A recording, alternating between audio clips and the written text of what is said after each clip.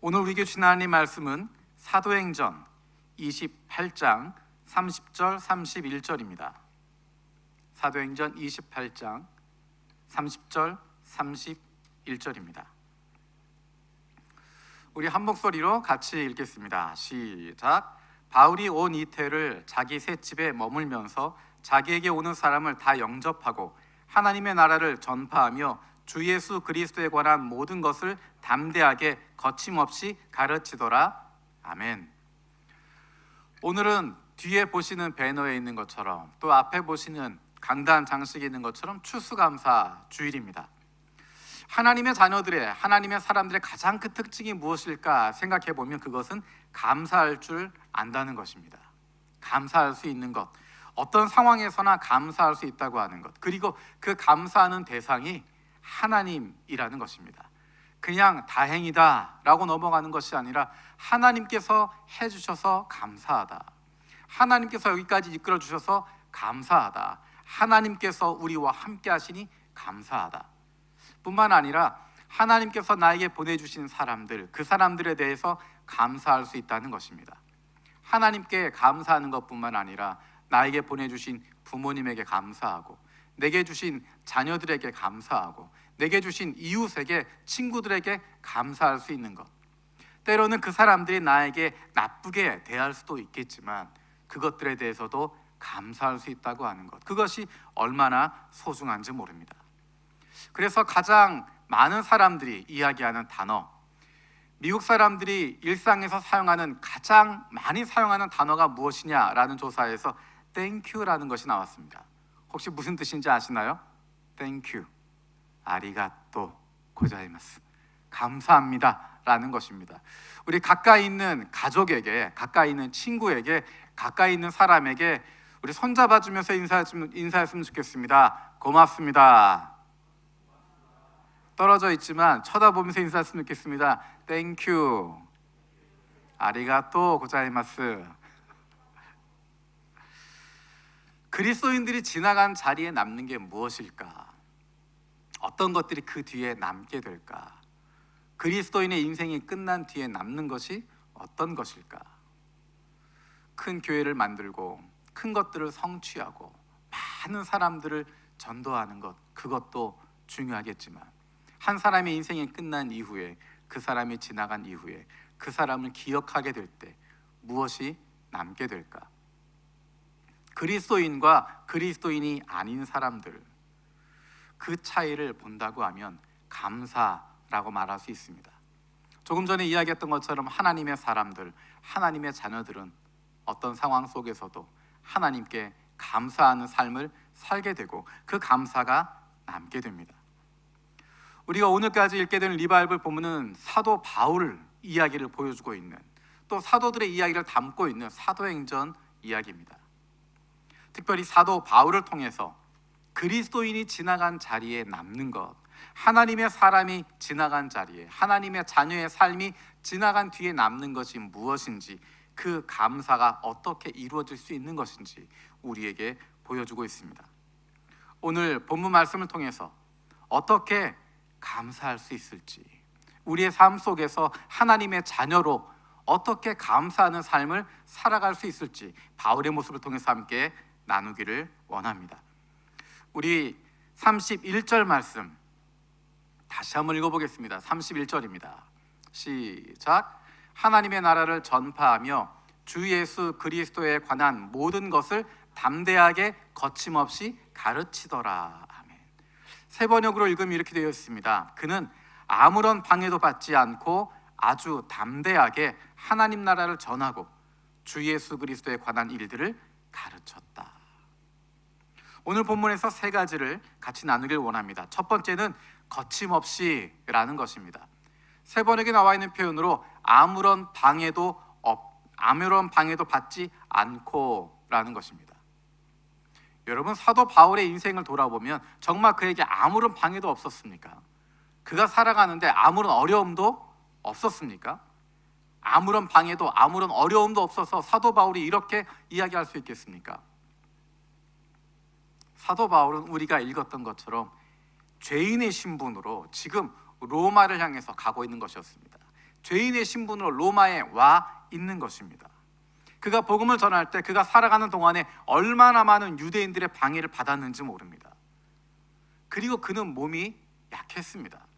정확하게 무엇인지 명확하게 나타내지는 않지만 눈에 문제가 있었다라고 이야기하기도 하고 간질이 있었다라고 이야기하기도 하고 다른 사람들이 보기에 연약한 사람입니다. 어떻게 하나님의 사람이 저럴 수 있을까? 어떻게 저런 건강의 문제를 가지고 하나님의 사람이라고 말할 수 있을까 할 정도로, 그래서 그것 때문에 바울이 하나님 앞에 간절히 기도했다라고 이야기합니다. 건강의 문제도 있었습니다. 뿐만 아니라 경제적인 어려움도 겪었습니다. 빌립보서에서 고백하고 있는 내가 부함에 처할 줄도 알고 빈궁에 처할 수도 있다라고 하는 것은 단순히 그냥 내가 잘 살고 있다 그런 의미가 아니라 내가 너무 가난해 보고 너무 없는 것도 경험해 봤기 때문에 그런 건 나에게 문제가 되지 않는다는 것입니다. 어쩌면 바울이 살아왔던 여정들을 쭉 살펴보면 그가 감옥에 가 있는 상황이 가장 편안한 시간일 수 있습니다. 감옥에 가 있는 동안에는 적어도 다른 어려움들 겪지 않기 때문입니다. 수많은 고난이 바울과 함께 했습니다.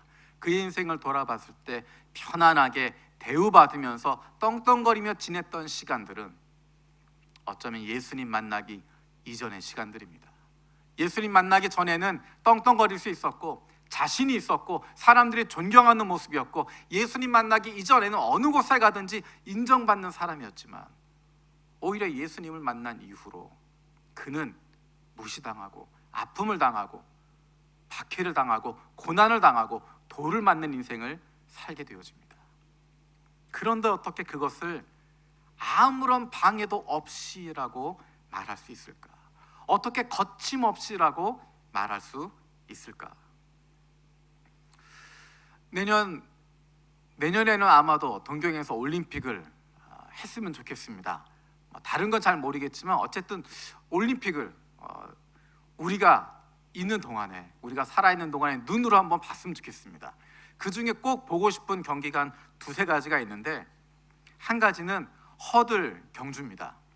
그 허들이 뭔지 아시죠? 장애물 세워놓고 막 뛰는 겁니다. 사실 그냥 막 달리는 것도 어려운데 앞에 장애물들이 있습니다. 그러면 그것을 계산해서 뛰어넘는 것입니다. 또 한 가지 보고 싶은 경기는 장대 높이뛰기입니다.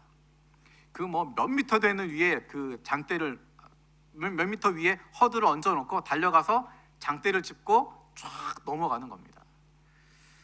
예전에는 축구가 재밌고 야구가 재밌고 그랬는데 이제는 이런 운동 경기가 참 재밌어지는 것 같아요. 그런데 이런 허들 선수에게, 장애물 경기를 하고 있는 허들 선수에게, 또는 장대 높이 뛰기를 하고 있는 그 선수에게 3m, 4m 되는 그 허들이, 그 장애물이, 그것이 방해로 다가올 수 있을까요? 내가 뛰어넘어야 할 대상입니다. 허들은 인생의 방해물이 아니라, 인생을 가로막고 있는 것이 아니라, 더 이상 갈 수 없다라고 막아놓는 것이 아니라 그것을 뛰어넘도록 만드는 도구일 뿐입니다. 장애물 경주 선수에게 허들은 뛰어넘을 수 있는 것입니다. 더 높으면 높을수록 더 열심을 다해서 뛰어넘는 것입니다. 최선을 다해서 몸에 힘을 키우고 그것을 뛰어넘을 수 있는 능력을 가지고 있고 그것을 뛰어넘는 것이 그 선수의 몫입니다. 가벼운 것 아닙니다. 쉽지 않습니다. 그래서 훈련이 필요합니다. 훈련이 필요하고 에너지가 필요하고 때로는 넘어지기도 하고 걸려서 넘어져서 다리에 피가 나기도 하고 높은 하늘에서 떨어지기도 하지만, 그런 공포를 경험할 수 있지만 그 허들은, 그 장애물은 결코 인생을 가로막고 있는 장벽이 아니라 그것을 뛰어넘도록 만드는 존재가 되어집니다. 나를 막는 것이 아니라 오히려 나를 가로막는 것은 나 자신입니다. 할 수 없다라고 생각하고 무섭다라고 생각하고 나는 도전할 수 없다라고 생각하는 나 자신이 진정한 장애물입니다. 포기하면 멈추게 되는 것입니다. 내 앞에 있는 장애물들을, 내 앞에 있는 것들을 방해물로 여기지 않게 되는 순간, 나를 막아서는 것으로 여기지 않는 순간, 그것들은 나에게 더 이상 아무런 문제도 되지 않습니다. 실수를 할 수 있지만 실패할 수 있지만 언젠가 그것을 뛰어넘을 수 있기 때문입니다. 그러한 장애물이 없으면, 그러한 방해가 없으면 우리 안에 있는 힘을 발휘할 수 없고 내 안에 있는 능력들을 찾아낼 수 없습니다. 2020년은 코로나라고 하는 굉장히 큰 장벽을 우리가 만나게 됐습니다. 아직도 기억합니다. 2월 마지막 주 운영위원회에서 주중에 모임들을 교회에서 하지 않는 것을 결정하고 주일날 예배를 온라인으로 전체를 다 전환하는 결정을 하게 됐습니다. 굉장히 큰 장벽을 만나게 됐고, 모일 수 없다라고 하는 것, 함께 모여 예배할 수 없다고 하는 것, 성경 공부도 할 수 없다고 하는 것, 모임들이 불가능하다고 하는 것, 그것이 얼마나 큰 장벽으로 다가왔는지 모릅니다. 우리 가정에도, 한 사람 한 사람의 가정에도, 직장에도 그것이 큰 장애물로 다가왔고 어려움으로 닥쳐왔습니다. 그런데 놀라운 것은 몇 달이 지나고 오늘 추수감사주일에 돌아보니까 우리가 그 장벽을 넘어서게 되고 그 장애물을 넘어서게 되고 그 방해물을 넘어서게 되었다는 것입니다. 새벽기도 모일 수 없었습니다. 그래서 시작한 것이 한일 중 모두 새벽기도 메시지를 녹음해서 온라인으로 나누기 시작했습니다. 일본부에서도 중국부는 특별히 교회에 모여서 새벽기도하는 것이 거의 불가능했었는데, 아침에 새벽 메시지를 녹음을 해서 매일 아침 7시마다 그 메시지를 띄우면 그 메시지들을 각 순원들에게, 각 공동체 회원들에게 같이 공유하게 되면서 새벽 기도했을 때보다 훨씬 더 많은 사람들이 아침부터 말씀을 듣고 기도하고 그렇게 하루를 시작하게 되었습니다. 일본부에서도 마찬가지고 한국부에서도 마찬가지입니다. 함께 모일 수 있었던 숫자보다 훨씬 더 많은 사람들이 아침마다 하나님의 말씀을 듣고 기도하고 묵상하며 그 말씀을 붙잡고 하루를 시작할 수 있게 되었습니다. 온라인과 오프라인으로 예배를 드리게 되면서 우리에게 달라진 변화는 우리의 가정의 소중함을 경험하게 되었다는 것입니다. 특별히 자녀들의 신앙에 대해서 부모가 책임이 있다고 하는 것, 그것을 경험하게 되었고, 자녀들과 함께 기도하게 되었고, 나와 함께하는 친구들이, 나와 같이 예배하고 있는 나의 믿음의 동료들이 얼마나 소중한지를 경험하게 되었습니다. 수백 명 안에 있는 혼자가 아니라 이제 서너 명과 함께 있는 작은 공동체의 중요성을 발견하게 되고 내 신앙의 수준이 얼만큼인지를 깨닫게 되어졌고 신앙이 무엇인지를 발견하게 됐습니다. 예배당 건물 중심의 신앙에서 우리의 일상으로 돌아가게 됐고, 겉으로 보이는 신앙생활에서 그냥 눈으로 보여주는 그것이 아니라 정말 내 삶이 어떤지를 돌아볼 수 있는 믿음의 근본으로 돌아갈 수 있게 되었습니다. 감사하게도 저는 한일 중 각 부서의 교우들의 생활에 대해서, 삶에 대해서 조금 더 알게 됐습니다. 삶의 상황이 어떻구나, 어떤 상황들이 있었구나, 직장들이 어땠구나, 가정들의 어려움들이 이런 상황들이 있었구나 하는 것들을, 이전에 알지 못했던 부분들을 훨씬 더 많이 알게 됐고 경험할 수 있게 됐습니다. 교육자들도 이 일을 통해서 많이 성장하게 됐습니다. 아침마다 교육자 경건회를 하면서 말씀을 묵상하고 말씀을 나누게 되고 함께 교우들을 위해서 기도하고 교회를 위해서 기도하게 되면서 교육자들이 성장하게 되고 더 많은 책임감을 가지게 되고 더 사랑하는 마음으로 각부 교인들을 섬기는 모습들을 보게 됐습니다. 미디어를 활용하는 부분도 달라지게 됐습니다. 조금 전에 광고 보셨던 것처럼 그전 같으면 생각하지도 못했던, 제가 나와서 손 들면서 반갑습니다라고 인사하고 옆에 빵빵 이모티콘 터져가면서 그렇게 만드는 것, 일본부하고 중국부에서 나오는 광고를 보시면 더 재밌습니다. 일본어로 막 더빙이 나오고 중국어로 더빙이 나오고, 그렇게 미디어를 활용하는 것, 어떻게 하면 더 가까이 만나게 될까? 특별히 우리의 자녀들과 또 청년들과 어떻게 소통할 수 있을까? 더 많은 고민을 하게 되고 시도하게 되고 노력하게 되고, 하다가 안 되면 다시 할 수 있다고 하는 것 배우게 되는 것입니다.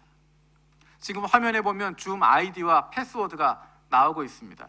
이것은 무엇이냐면 우리가 온라인으로 예배 드리고 있어서 그냥 유튜브로만 보고 있는데, 나 혼자만 있는 것처럼 볼 수 있는데, 이 줌 아이디와 패스워드로 들어가면 지금 함께 예배하고 있는 사람들, 어떻게 예배하고 있는지, 누가 있는지 얼굴들을 볼 수 있습니다.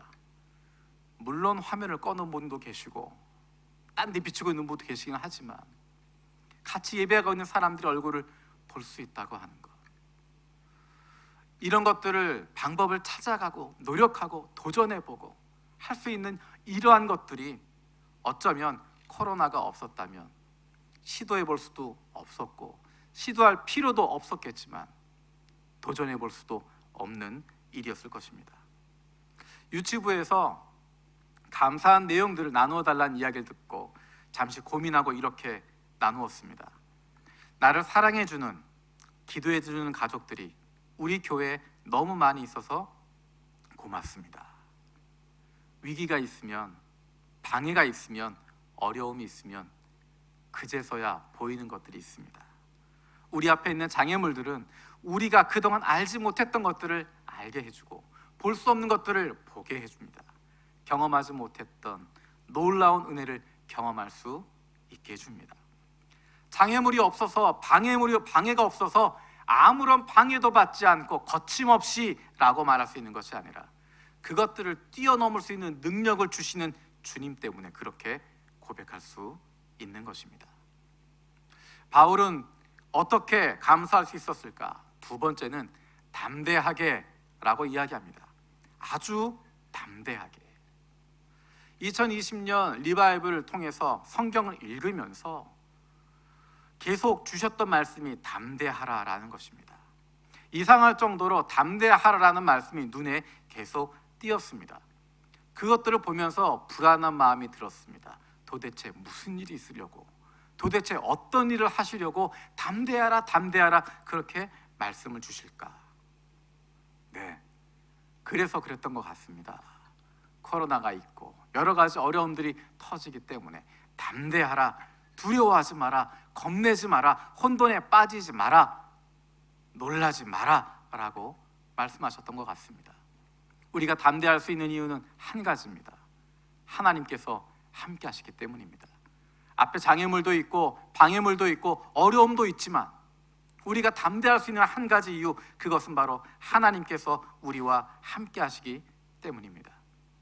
사도 바울에게 예수님께서 순간순간마다 말씀을 주십니다. 그가 힘들고 어려울 때마다 담대하도록 말씀을 주십니다. 사도행전 18장 9절에서 10절에 그가 고린도에서 어려움을 겪고 있을 때 예수님께서 그의 꿈 가운데 나타나셔서 그에게 말씀하십니다. 밤에 주께서 환상 가운데 바울에게 말씀하시되 두려워하지 말며 침묵하지 말고 말하라. 내가 너와 함께 있음에 어떤 사람도 너를 대적하여 해롭게 할 자가 없을 것이니 이는 이 성중에 내 백성이 많음이라. 바울이 두려움 가운데 있을 때, 어려움 가운데 있을 때 두려워하지 마라. 내가 너와 함께한다 말씀하십니다. 사도행전 23장 11절에서도 이렇게 말씀하십니다. 그날 밤에 주님께서 바울 곁에 서서 말씀하셨다. 용기를 내어라. 네가 예루살렘에서 나의 일을 증언한 것과 같이 로마에서도 증언하여야 한다. 죽을 것 같았는데, 힘들고 어려워서 끝난 것처럼 느껴지고 있었는데 주님께서 그에게 말씀하십니다. 용기를 내라. 용기를 내라. 내가 너와 함께 하겠다. 사도행전 27장 23절 24절에서도 이렇게 말씀하십니다. 폭풍 가운데 있을 때 바울이 타고 있는 배가 완전히 다 무너져 버리고 부서져 버릴 것 같은 그 순간에 바로 지난밤에 나의 주님이시요 내가 섬기시는 분이신 하나님의 천사가 내 곁에 서서 바울아 두려워하지 말아라. 너는 반드시 황제 앞에 서야 한다. 보아라. 하나님께서는 너와 함께 타고 가는 모든 사람의 안전을 너에게 맡기셨다 하고 말씀하셨습니다. 내가 너와 함께 할 거니까 두려워하지 말아라. 내가 너를 지켜주겠다. 내가 너를 보호해주겠다. 내가 너를 담대하게 만들어 주겠다 말씀하십니다. 그리스도인들이, 하나님의 자녀들이 거침없이 담대하게, 아무런 방해를 받지 않고 아주 담대하게 무엇을 하기를 원하실까? 오늘 본문을 통해서 발견할 수 있는 세 번째는 하나님의 나라를 전파하며 주 예수 그리스도에 관한 모든 것을 가르치더라라는 것입니다. 세 번역에 보면 하나님 나라를 전하고 주 예수 그리스도에 관한 일들을 가르쳤다라는 것입니다. 재미있는 것은 바울이 그렇게 목숨을 걸고 그렇게 복음을 선포하고 하나님의 나라를 전했는데 그 결과입니다. 우리가 생각하기에 바울쯤 되는 분이 설교하면, 그분이 이야기를 하면, 선포하면 모두가 다 믿을 것 같은데 그렇지 않습니다. 바울이 로마에서 셋집을 얻고 그곳에 머물게 되면서 복음을 전합니다. 말씀을 전합니다. 그것에 대한 반응이 28절, 24절에 28장 24절에 이렇게 이야기합니다. 더러는 그의 말을 받아들였으나 더러는 믿지 않았다. 더러는 그의 말을 받아들였으나 더러는 믿지 않았다. 어느 곳에서나 그랬습니다. 바울이 설교할 때, 바울이 선포할 때 모두가 다 받아들인 것은 아닙니다. 받아들여지기도 하고 거부한 사람들도 있습니다. 하지만 중요한 것은 바울은 멈추지 않았고 포기하지 않았고 끝까지 하나님 나라를 선포했고 예수 그리스도에 대한 도를 가르쳤다는 것입니다. 그런데 중요한 것은 가르쳤다라는 것입니다. 가르침이라고 하는 것이 어떻게 전달되는 것일까? 우리가 오늘날 착각하는 가장 큰 것은 가르침이 선생님이 되어서 무엇인가 지식을 넣어주면 된다고 하는 것입니다. 우리가 우리의 인생을 돌아보면 우리가 받은 가르침이 선생님이 나에게 이야기해 준 것, 그것을 통해서 배운 것일까? 하나님 나라에 대한 가르침이 누군가 나에게 성경 공부를 가르쳐서 성경 지식을 넣어 주었기 때문에 내가 배운 것일까? 그렇지 않습니다. 가르침이라고 하는 것은 그 사람의 삶을 통해서 전달되는 것입니다. 그 사람의 인격을 통해서 전달되는 것입니다. 말하는 것이 아니라 그가 살아가는 모습을 보고 배우게 되는 것입니다. 그가 가르치는 것, 학문적인 이야기라는 것, 성경 지식을 이야기하는 것, 제자 훈련 지식을 전달하는 것, 그것을 통해서 배우는 것이 아니라 그가 얼마나 제자된 삶을 살아가고 있는지, 그가 얼마나 예수님을 따르고 있는지, 그가 얼마나 다른 사람들을 섬기고 있는지 그의 인격을 보면서, 그의 삶을 보면서 배우게 되는 것입니다. 아무리 좋은 이야기를 한다고 하더라도, 아무리 사람들 앞에서, 아무리 TV 앞에서, 아무리 강단 앞에서 사랑하십시오라고 이야기하고 아무리 좋은 이야기를 한다고 하더라도 그 사람이 가족들에게 또는 가까운 사람들에게 막 대하는 사람이라고 한다면 그의 가르침은 헛될 수밖에 없고 그를 신뢰할 수 없습니다. 교회에서 많이 듣는 이야기가 이것입니다. 교회에 나오면 하나님을 믿어야지 왜 사람 보느냐 이야기합니다. 그런데 그 말이 맞는 말입니다. 교회에 나오면 하나님은 보이지 않지만 사람은 보입니다. 더 중요한 것은 사람이, 눈에 보이는 그 사람이 메신저로 서 있기 때문입니다. 메시지와 메신저는 구분될 수 없습니다. 아무리 좋은 메시지를 전한다고 하더라도 좋은 메신저가 아니라고 하면 그 메시지는 전달되지 않습니다. 메시지와 메신저는 동일시될 수밖에 없습니다. 그래서 메신저가 어떤 사람이냐, 그 사람의 인격, 그 사람과의 관계가 중요한 것입니다. 사도 바울이 하나님의 나라와 예수 그리스도에 관한 모든 것을 가르쳤습니다. 그런데 그가 말로만 그것을 가르치는 것이 아닙니다. 사도 바울은 그것을 믿었고 눈에 보이지 않는 하나님 나라를 소망하는 삶을 살고 있었고 예수 그리스도를 믿고 있었고 그 부활에 대한 소망을 가지고 있는 사람이었습니다. 예수님을 만난 이후로 바울의 삶은 완전히 달라졌습니다.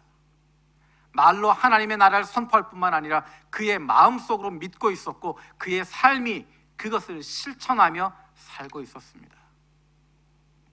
사람들은 바울이 이야기했던 것 잊어버릴 수 있어도 그가 살았던 모습은 잊어버리지 않습니다. 사도 바울이 나에게 해주었던 그것은 잊어버리지 않습니다. 종되었던 오네시모를 만나서 그를 인격으로 대하고 하나의 생명으로 대해주고 존귀한 하나님의 자녀로 대해주었던 그것, 어떠한 신학적인 지식보다 하나님 아래 모두가 평등하다고 하는 어떠한 신학적인 이야기보다 오네시모의 마음을 움직이는 것은 바울 사도의 그 섬김의 모습이고 그 삶의 모습이고, 많은 교회 지도자들이, 많은 교회 사람들이 사도 바울을 존경할 수밖에 없었던 것이 그가 그렇게 살았기 때문입니다. 내가 말하지 않아도 사람들은 내가 예수님 믿는 사람인 것 압니다. 내가 말하는 것 때문이 아니라 내가 믿고 살아가는 그 모습 때문에 영향을 받게 되고, 그것이 바로 하나님 나라가 무엇인지를 보여주는 것입니다. 우리가 작년과 재작년 두 해에 걸쳐서 부모님 초청잔치를 했습니다. 특별히 예수님 믿지 않는 부모님들을 1순위로 해서 모시자 그랬습니다. 모셔다 놓고 아무 이야기도 하지 않았습니다. 예수님 믿으란 이야기 한마디도 하지 않았습니다. 예수님 이야기는 딱 한 번 했습니다. 식사 기도할 때, 처음 식사 기도할 때 한 번만 하고 아무 이야기도 하지 않았습니다. 하지만 부모님들은 다 알고 있습니다. 교회에서 모였고, 교회 다니는 사람들이고, 교회 다니는 자녀가 나를 불러놓았고, 교회에서 앞에서 이야기하는 목사 선생이 앞에 같이 있고, 우리가 말하지 않아도 우리의 마음을 알고 있습니다. 아무 말 하지 않아도 마음속으로 알고 있고 그 마음들이 열리게 되었습니다. 말하지 않아도 알 수 있습니다. 우리에게 모든 장애물을 뛰어넘을 수 있는, 거침없이 살 수 있는, 담대하게 살 수 있는 그 이유는 이 땅 가운데서 하나님의 자녀로 살아가라는 것입니다.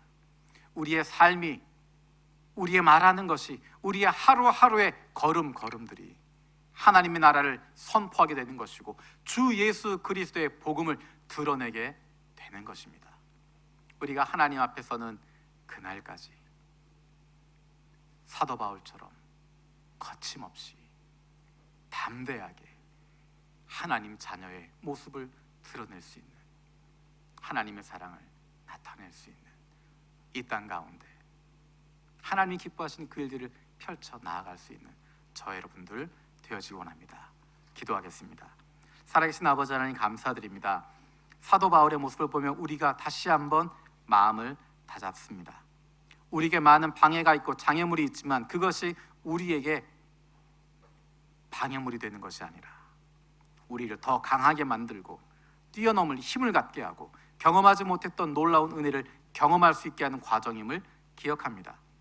하나님이 우리와 함께 하심으로 인하여 담대하게 살아가게 하여 주시고 우리의 매일의 삶 속에서 하나님의 나라를 전파하고 주 예수 그리스도의 복음을 선포할 수 있는, 그것으로 살아갈 수 있는 하나님의 자녀들 되게 하여 주시옵소서. 감사드리고 예수님의 이름으로 기도드립니다. 아멘.